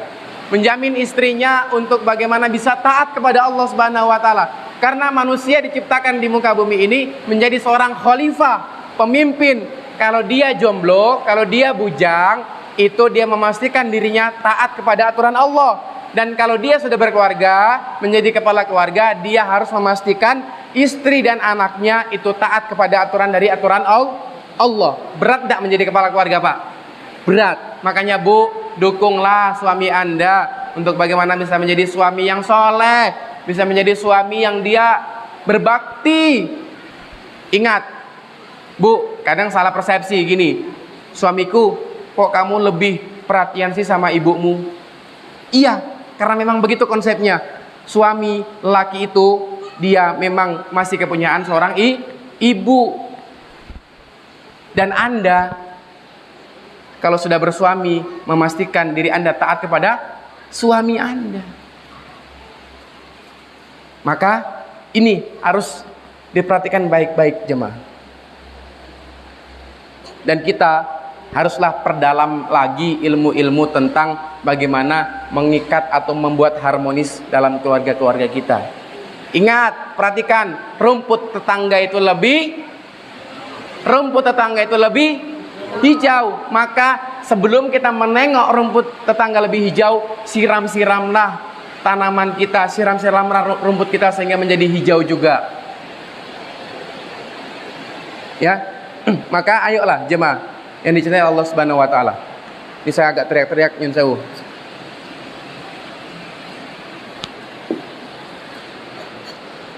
Barometer pertama kedua kita untuk bagaimana meneladani Rasulullah SAW yakni adalah dengan kembali keluarga dulu kita.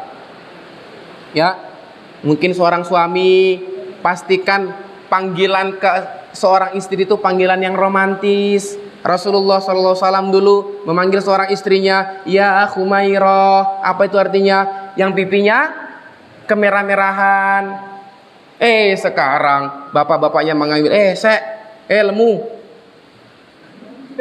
Panggillah coba dengan kata-kata romantis.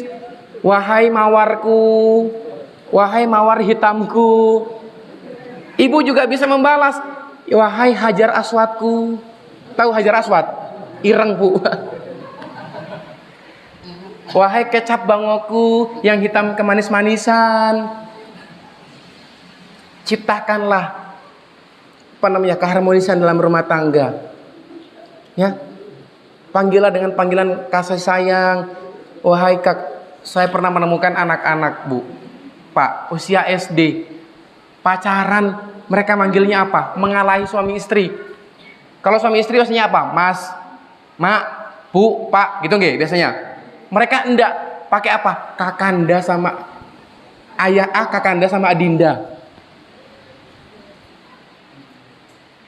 Anak SD yang cewek, kakanda, saya mau ke sana dulu ya. Saya bilang astagfirullahaladzim, ini nonton di mana? Saya bilang sinetron kayak gini nih. Ya, mengalang-alai orang yang sudah menikah, orang yang menikah saja enggak seperti itu, betul. Maka ciptakanlah kalimat-kalimat yang cantik, kalimat-kalimat yang baik.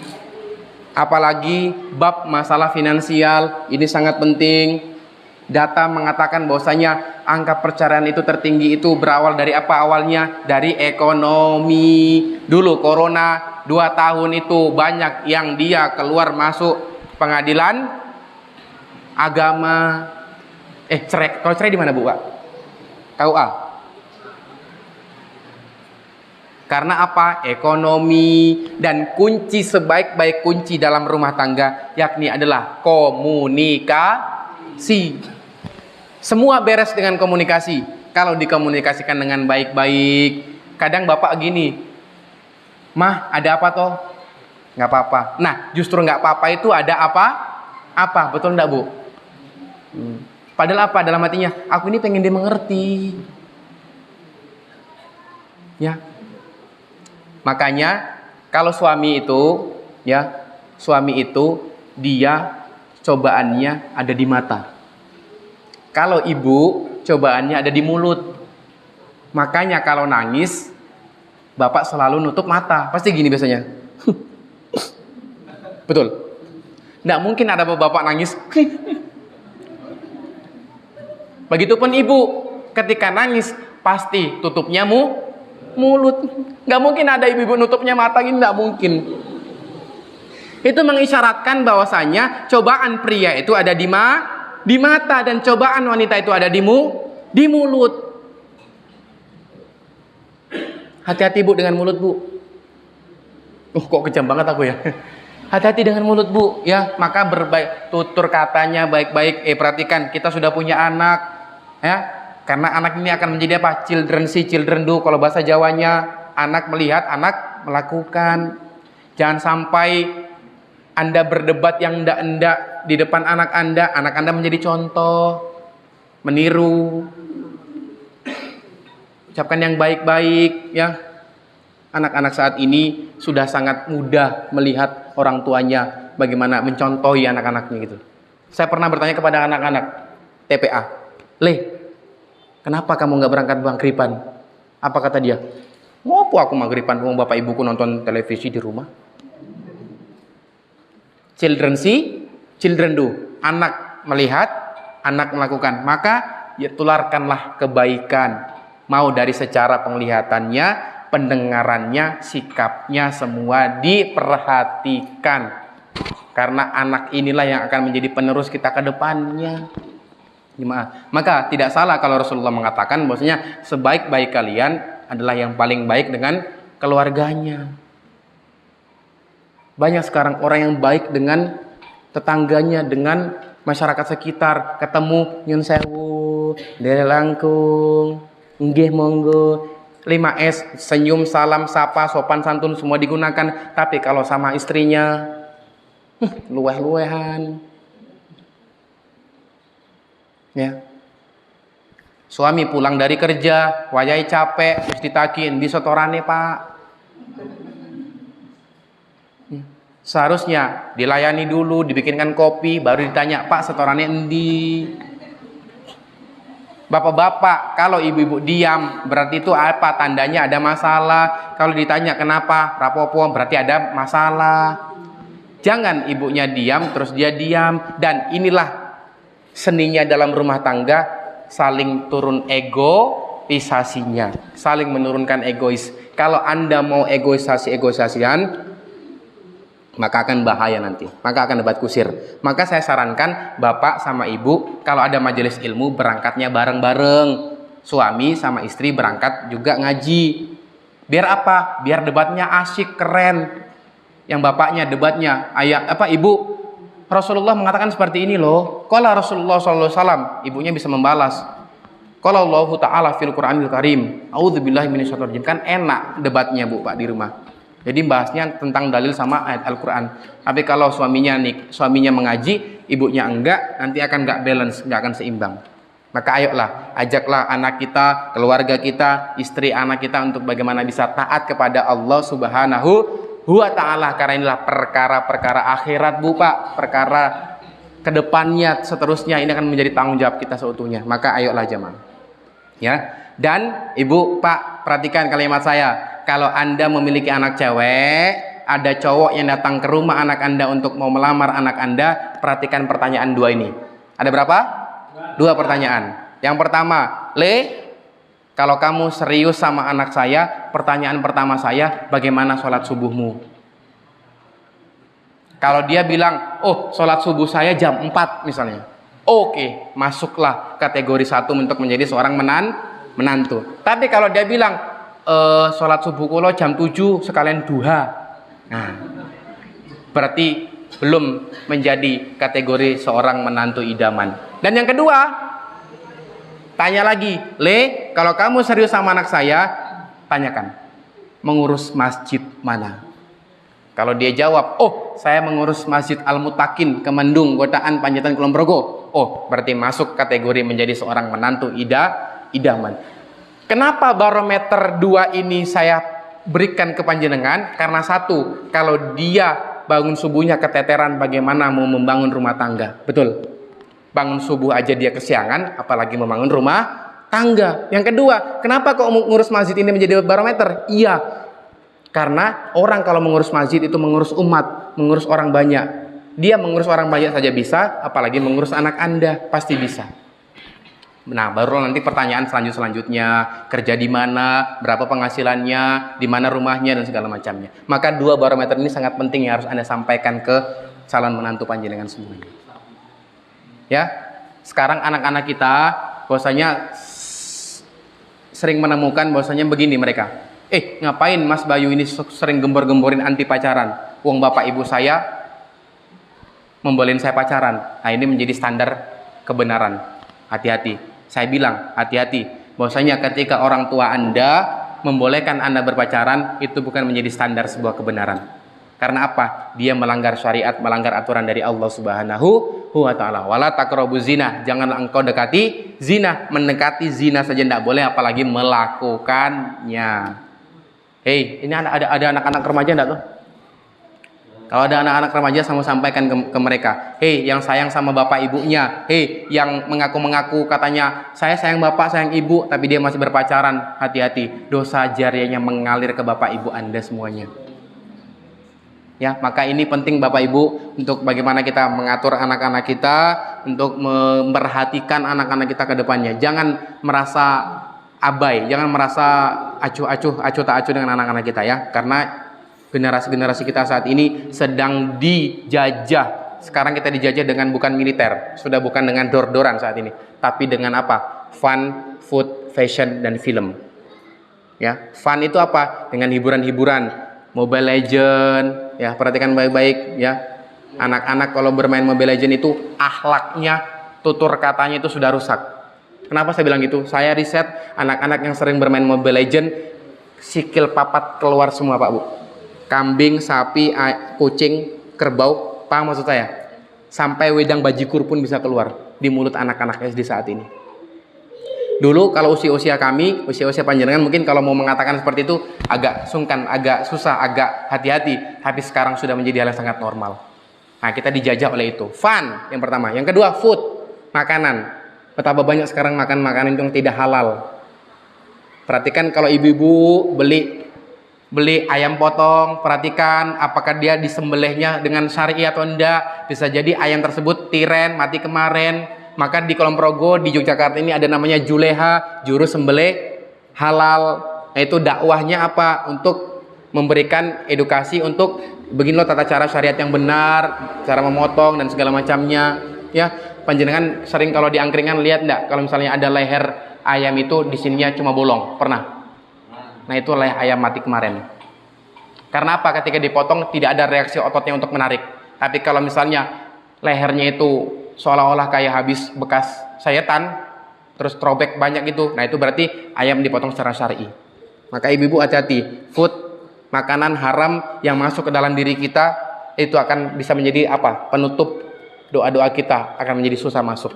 Dan ketika ada harta haram yang masuk ke dalam keluarga kita, hati-hati, istri, anak, suami akan bisa menjadi bengal. Atau tahu bengal? Keras kepala jadinya, susah digugu. Maka pastikan jangan ada harta haram yang masuk ke dalam keluarga kita. Baik secara mendapatkannya, baik secara zatnya, usahakan itu selalu yang halal dan thayyiban. Itu. Maka barometer yang kedua tadi apa? Keluarga. Dan yang ketiga jemaah yang dicintai oleh Allah Subhanahu wa taala adalah masyarakat. Ya. Rasulullah Shallallahu Alaihi Wasallam mengajarkan kepada kita semua ketika kita sedang bermasyarakat apa? Salinglah memberi nasihat, karena itu adalah bentuk kepedulian, bentuk kesetiaan kita terhadap sesama muslim kita. Ada saudara kita yang dia mungkin bermaksiat, sampaikan. Ketika ada kemungkaran di dunia ini, maka gunakanlah tanganmu. Tangan ini bisa didefinisikan dengan apa? Kekuasaanmu, dengan otoritasmu. Kalau tidak bisa dengan tanganmu, ya lakukan dengan apa? Dengan ucapanmu, ngajak, menghindar. Kalau bisa tidak dengan ucapanmu, didoakan, mendoakan sesama muslim. Nah, maka sesama muslim bermasyarakat daerah Kemendung, Gotaan, Panjatan, Kulon Progo ini, ayolah sama-sama kita saling menasehati satu sama lain. Yang satu menasehati, yang dinasehati jangan merasa baper. Perhatikan kalimat saya tadi, ketika ada sebuah kebenaran maka wajib diterima. Kalau Anda tidak menerima, Anda disebut sombong, dan orang sombong tidak masuk surga. Mana dalilnya? Di dalil mengatakan bahwasanya, di hadis mengatakan tidak masuk surgalah seseorang yang di dalam hatinya ada kesombongan sebesar biji zarah atau biji sawi kecil. kesombongan tersebut, maka tidak masuk surga. Ya, maka ketika dinasihati diterima kalau itu kebaikan, dan yang menasihati jangan merasa menggurui. Pakailah kacamata ayah, peduli terhadap anaknya. Maka ketika ada saudara kita yang bermaksiat, pakailah kacamata peduli terhadap sesama, bukan menghakimi. Weh, kamu itu dosa, weh kamu itu kafir, weh kamu itu jauh dari agama. Enggak, rangkul, ajak pelan-pelan dengan tutur kata kita yang lisan, dengan yang baik, dengan ihsan dan segala macamnya. Ya, maka poin pertama yang harus kita sampaikan ke masyarakat adalah saling memberi nasihat satu sama lain.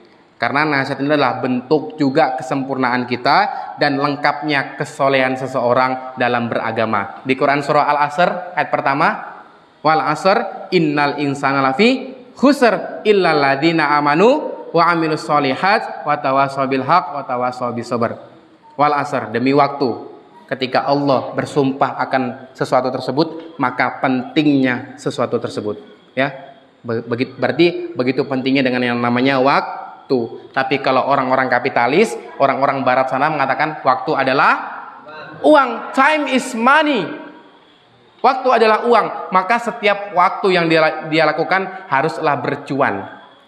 Ketika dia mau melangkah ke sana, haruslah ada cuan. Ketika harus dia ke sana, haruslah menghasilkan uang. Nah, perhatikan apakah kita masih berideologi kapitalisme atau belum, atau enggak. Nah, itu perhatikan ya. Wal asr, demi waktu. Innal insana lafi khusr. Sesungguhnya manusia itu dalam kerugian. Oh, ternyata saya merugi, Ustadz Ismu merugi, Mas Gilang merugi, semua panjenengan di sini merugi. Tapi tidak sampai situ ayatnya. Innal insana lafi khusr illal ladzina amanu wa amilus solihat wa tawassaw bil haq wa tawassaw bis sabr. Yang dia beriman, yang dia beramal soleh, yang dia menyampaikan sebuah kebenaran dengan kesabaran. Nah, maka lengkaplah itu ketika kita sudah beriman kepada Allah, kita beramal soleh dan menyampaikan sebuah kebenaran dengan kesabaran. Mungkin satu kali kita sampaikan tidak mampu, mungkin 2 kali, 3 kali, 4 kali, 5 kali baru bisa untuk dinasihati. Ya, maka saya bilang, ikrarkan dalam diri kita ketika kita melihat dia seorang muslim, maka dia adalah saudara kita. Pemahaman, singkirkan pemahaman. Perbedaan, singkirkan perbedaan. Kita umat muslim sama. Senantiasa kita beribadah kepada Allah. Tuhan kita sama, kalimat kita sama, sholat kita sama. Apa yang beda? Tidak ada. Perbedaan adalah fikih, dan fikih itu luas, jamaah sekalian. Ya. Yang kedua, jauhilah perbuatan zalim. Zalim itu apa? Menempatkan sesuatu tidak pada tempatnya. Itulah yang disebut dengan zalim.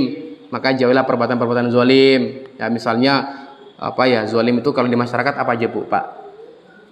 Ya, misalnya zalim itu ya menggibahi tetangganya. Pernah saya ceritakan ada seseorang ibu-ibu yang minta keroan, pernah dengar kan? Minta keroan, tiba-tiba le, keroi aku le, ngopo tumben-tumben ini keroan, biasanya nggak kenapa kok keroan. Oh, tetanggaku tuku nmax, tetangganya yang beli nmax kok dia yang masuk angin. Maka hilangkanlah iri dengki hasad dalam kita berlingkuhan bertetangga. Dan yang ketiga, saling membantu dalam kebaikan dan ketakwaan. Wa ta'awanu 'alal birri wa taqwa, saling membantu dalam kebaikan. Tidak boleh kita saling membantu dalam keburukan, dalam kemaksiatan. Oh, misalnya ini ada pengajian apa yang bisa saya kontribusikan, maka maksimalkanlah di situ. Tapi ketika ada kemaksiatan, oh boleh dong saya ikut nimbrung di situ, hitung-hitung ya bermasyarakat lah. Ketika ada sebuah kemungkaran, kita tidak boleh ikut mengikutinya. Dan sebuah ada kebaikan, maka kita ikuti. Barang siapa yang dia menunjukkan satu kebaikan terhadap seseorang dan seseorang tersebut melaksanakannya, maka kita akan mendapatkan pahala yang sama tanpa mengurangi pahala orang yang mengerjakan. Maka ini menjadi jariyah buat teman-teman semua, buat panjenengan semua. Maka saling membantulah dalam ketakwaan, dalam kebaikan. Dan yang keempat, suka berkorban dan memberi. Dari Abdullah bin Umar bahwa Rasulullah SAW pernah bersabda, tangan yang di atas itu lebih baik daripada tangan yang di bawah. Tangan yang di atas itu ialah tangan yang memberi, sedangkan tangan yang di bawah ialah yang sering meminta-minta. Hadis riwayat Bukhari.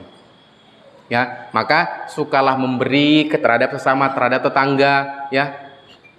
Kalau zaman dulu ketika tetangga masak apa dan tercium baunya terhadap tetangga tersebut, maka kita diperbolehkan atau disarankan untuk memberikan makanan tersebut kepada tetangga kita. Saling memberi, karena apa? Di dalam umat Islam itu ada namanya konsep tahadu tahabu. Apa itu tahadu tahabu? Saling memberi satu sama lain, saling tukar kado, saling tukar hadiah. Agar apa? Timbullah rasa cinta, timbullah rasa kesetiaan dan segala macamnya. Maka ayahanda, ibunda, kalau Anda mau romantis dalam rumah tangga, seringlah memberikan hadiah kepada pasangan Anda. Yang selanjutnya, mengajak berbuat baik dan menjauhi perbuatan mungkar, ya. Di Quran surah Ali Imran ayat 110, kuntum khairu ummatin ukhrijat linnas ta'muruna bil ma'rufi wa tanhauna 'anil munkar. Kita diperintahkan untuk apa? Menyeru terhadap yang ma'ruf dan mencegah namanya kemungkaran. Hak ya hak, batil ya batil, benar ya benar, salah ya salah. Di dalam Islam itu tidak ada yang abu-abu, apalagi dikompromikan. Yang sudah jelas-jelas haram tidak boleh nanti diperdebatkan ini hukumnya bisa enggak, kalau enggak haram, enggak boleh seperti itu, ya. Yang selanjutnya, yang keenam, menjadi seorang pesabar, pemaaf dan tawadu terhadap sesama, ya. Memaafkan ketika tetangga kita, kadang kita sulit memaafkan orang lain, betul. Sebaik-baik orang, dialah orang yang duluan memaafkan orang lain tanpa dia memiliki kesalahan. Berat nggak Bu Pak? Misal nih, si A tetangga dengan si B. Si B ini punya salah sama si A. Tapi kita diperintahkan orang yang duluan yang meminta maafinlah orang yang terbaik. Maka si A ini yang tidak punya salah, usahakan minta maaf duluan kepada yang si B. Tapi di lingkungan kita saat ini nunggu yang salah yang minta maaf, betul. Kayak yang salah kok. Ya kudunya kayak yang minta maaf. Ora kayak yang salah. Pokoknya kayak sing jaluk maaf aku. Akhirnya apa? Enggak pernah akur. Ketemu di jalan. Ogah-ogahan. Orang kalau sudah ada dalam kalau sudah ada dalam dirinya ada kebencian, maka ngapa-ngapain enggak enak. Betul. Sempit hatinya akhirnya. Ketika sholat 5 waktu, sholat di masjid, ono kae meneh. Wis lah, rasa sholat wae lah. Karena kalau orang kebenci itu sempit hatinya. Mau ngapa-ngapain enggak enak. Maka hilangkanlah pembenci tersebut, saling memaafkan satu sama lain walaupun kita tidak salah, tapi kita punya beriktikat baik untuk minta maaf. Terus sopan, santun, ramah dan bertutur kata yang baik terhadap sesama, terhadap masyarakat kita, dan berkhidmat kepada kaum muslimin. Dengan apa? Dengan melalui masjid ini, dengan berkontribusi dalam hal kebaikan. Perhatikan kalimat saya bagus banget ini Bu Pak. Di tengah-tengah masyarakat kita pemahaman mengatakan begini, kalaulah mau membangkitkan umat, perhatikan kalimat saya, pemahaman masyarakat saat ini, pemahaman di tengah-tengah kita, banyak para asatid, banyak para umat atau banyak para ulama yang mengatakan kalau membangun umatnya itu dibangun dari akhlaknya. Perbaiki dulu akhlaknya, nanti masyarakatnya akan baik. Kita harus satukan persepsi dulu, apa itu definisi masyarakat. Masyarakat umum mengatakan definisi masyarakat adalah sekumpulan individu. Kalau dalam Islam, masyarakat adalah sekumpulan individu-individu yang dimana perasaannya, pemikirannya diatur dengan aturan yang sama, baik secara sukarela maupun terikat, dia wajib mengikutinya. Paham enggak sampai sini? Kalaulah definisi masyarakat hanya sekedar individu-individu saja, maka aturannya, perasaannya, pemikirannya tidak menjadi satu pemikiran Islam. Maka kalaulah mau membangun umat ini, maka bangunlah pemikirannya, bangunlah perasaannya dengan diatur dengan aturan yang sama, baik secara sukarela maupun terikat, wajib untuk mengikutinya. Nah, itulah definisi dari masyarakat di dalam Islam. Makanya dulu di zaman khalifah itu semua perasaannya, aturannya semua sama, baik yang dia terpaksa maupun sukarela, dia wajib laksanakannya. Tapi kalau hanya sebatas perbaikan akhlak saja, itu hanya sebatas untuk bangkitnya seorang personal saja, bangkitnya individu saja. Tapi kan kita ini muslim nih, luas nih, kita mau membangun umatnya, maka perasaan umat muslimnya, maka pemikiran umat muslimnya itu harus diatur dengan aturan yang sama, yakni adalah aturan Islam, baik secara terpaksa maupun sukarela, kita wajib untuk mengikutinya. Nah, maka itulah definisi masyarakat yang sebenarnya dari perspektif Islam. Nah, maka coba cek masyarakat kita saat ini, bagaimana pemikirannya, bagaimana perasaannya, apakah sudah diatur dengan aturan yang sama, apakah sudah secara terikat, mau secara sukarela ataupun terpaksa, belum kan? Belum. Nah, maka itu keluar dari esensi dari masyarakat yang sesungguhnya. Maka sulit kalau kita mau membangun yang namanya masyarakat kalau kita berangkat cuma dari akhlak saja. Bahaya. Oh, nanti umat muslim ini akan bangkit dengan sendirinya kalau akhlak-akhlak umat muslim baik. Belum tentu. Akhlaknya baik, tapi kalau aturannya buruk, sama saja tidak baik. Sesoleh-solehnya orang baik, tapi kalau aturannya buruk, tetaplah akan menjadi buruk. Niatnya mau mewarnai, tapi malah diwarnai. Maka ayolah jamaah sekalian dicintai Allah Subhanahu wa taala, jangan merasa puas akan keilmuan kita, jangan merasa puas dengan keislaman kita, jangan puas dengan keawaman kita, karena sesungguhnya kita ini terus belajar dan terus mencari Islam dengan Islam yang sebenar-benarnya Islam. Mencari Islam ini adalah menjadi solusi terbaik dalam kehidupan kita, menjadikan Islam ini adalah Islam yang rahmatan lil alamin. Semua pokoknya merujuknya ke Islam, semua pokoknya apa-apa Islam dan segala macamnya. Maka ayolah jamaah yang dicintai oleh Allah Subhanahu wa taala, saya mengajak diri saya pribadi dan mengajak diri panjenengan semua, ayolah jangan bosan-bosan, ojo leren dadi wong apik. Jangan berhenti menjadi orang baik, lan ojo leren jogo ukhuwah. Umat muslim itu tidak cukup dengan baik, tapi juga harus benar. Dan jangan lupa tetap jaga ukhuwah, jaga perseduluran, sedulur saklawase. Ingat tadi saya bilang apa? Kita berikrar bahwasanya setiap yang dia Islam, setiap yang dia meninggikan kalimat tauhid, yang dia bersyahadat, itu adalah saudara seiman kita. Beda pemahaman, monggo. Beda masjid, monggo. Tapi kita menjadi satu Islam yang rahmatan lil alamin. Karena yang namanya Islam, dakwah itu hanya ada dua. Perhatikan, dakwah hanya ada dua. Yang pertama, mengajak orang yang belum Islam untuk masuk Islam. Dan yang kedua, kita berdakwah di Islam ini mengajak orang yang sudah Islam untuk menerapkan aturan Islam. Dah, itu aja, cukup. Aturan Islam itu luas. Nah, bagaimana? Tunggu episode selanjutnya. Nah, maka jangan bosan-bosan untuk mengaji. Ya, jangan puas dengan keilmuan Anda. Teruslah belajar, teruslah menggali potensi. Karena semakin kita mendalami yang namanya Islam, itu kita akan menjadi merasa bodoh. Orang yang merasa bodoh itu pintar, orang yang merasa pintar itu bodoh. Maka ayolah bersama-sama. Kita ini bodoh, kita ini masih merasa butuh. Ketika kita merasa butuh, ayolah dekat-dekatlah kita dengan majelis ilmu. Maka jamaah, itulah sedikit ilmu atau sedikit sharing-sharing dari saya. Semoga bisa bermanfaat buat panjenengan semua. Bahwasanya pada intinya ketika kita mau menerapkan teladan Rasulullah SAW dalam kehidupan kita sehari-hari, barometer yang pertama tadi adalah masjid, yang kedua adalah keluarga, yang ketiga adalah masyarakat. Maka ayolah bersama-sama kita menjadi Islam yang rahmatan lil alamin. Kita jaga perseduluran, dan saya mohon maaf apabila kali kedua saya di sini ada sikap, ucap yang kurang berkenan di hati panjenengan. Saya mohon maaf yang sebesar-besarnya. Sekali lagi, kalau ada sebuah kebenaran, maka Anda wajib untuk menerimanya.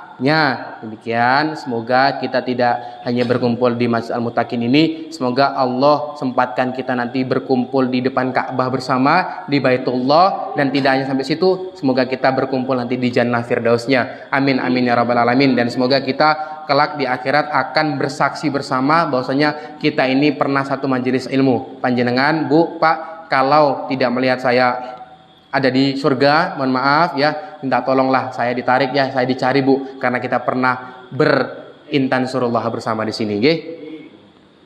Maka ayolah, semoga kita semua di sini mendapatkan berkah silaturahim ini. Barang siapa yang dia bersilaturahim, maka dia akan dilancarkan rezekinya, diberikan kesehatan badannya. Maka jangan bosan-bosan untuk bersilaturahim. Semoga kita bisa berjumpa lagi, nggih.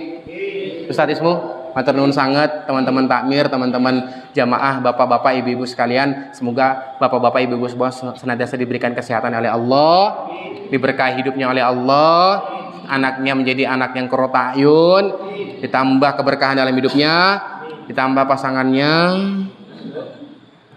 Oh. Bapak-bapak amin. Ya. Pokoknya ojo leren dadi wong apik lan ojo leren jogo ukhuwah. Ya. Berproses menjadi lebih baik itu benar, tapi merasa paling baik itu salah. Ya. PR terbesar kita ini bukan membahas masalah perbedaan. PR terbesar kita ini mengajak orang-orang yang belum sholat berjamaah, ayo berjamaah. Yang belum taat, ayo taat. Nah, itulah yang disebut dengan dakwah yang rahmatan lil alamin. Demikian, barakallahu fikum, bapak-bapak, sehat-sehat Pak ya. Bu, sehat-sehat Bu ya. Terima kasih, matur nuwun sangat. Saya mohon maaf yang sebesar-besarnya. Semoga kita bisa berkumpul lagi di majelis ilmu ini dengan suasana yang lebih meriah lagi, dengan yang penuh keberkahan lagi. Amin amin ya rabbal alamin. Baik, bersama-sama kita ucapkan istighfar 3 kali. Astagfirullahaladzim, astagfirullahaladzim, astagfirullahaladzim. Kita ucapkan hamdalah bersama-sama. Alhamdulillahirabbil alamin. Sebentar. Saya punya closing statement satu lagi. Banyak orang yang dia sibuk memikirkan bagaimana hidup yang baik, tapi dia lupa memikirkan bagaimana mati yang baik. Kita ini semua akan mati. Kullu nafsin dha'iqatul maut. Orang kaya, orang miskin, raja-raja, rakyat biasa, Pak Takmir, saya, jenengan, semuanya mati. Apa yang Anda sombongkan hidup di dunia ini? Semuanya titipan, semua hanya tipu daya muslihat di dunia ini. Maka jangan terlalu nyaman di dunia ini. Dunia ini hanya panggung sandiwara, dunia hanya tipu-tipu. Maka sebaik-baik tempat kita nanti yakni adalah surganya Allah di akhirat. Dunia ini tempat kita meninggal, bukan tempat tinggal. Lah, maka ayo bersama-sama ya, kita berproses menjadi lebih baik lagi. Kita cukupkan dengan doa kafaratul majelis. Subhanakallahumma bihamdika asyhadu an la ilaha illa anta astaghfiruka wa atubu ilaik. Demikian, barakallahu fikum, jazakumullahu khairan, jazakumullahu ahsanal jaza. Wabila taufiq wal hidayah wa ridha wal inayah. Assalamualaikum warahmatullahi wabarakatuh.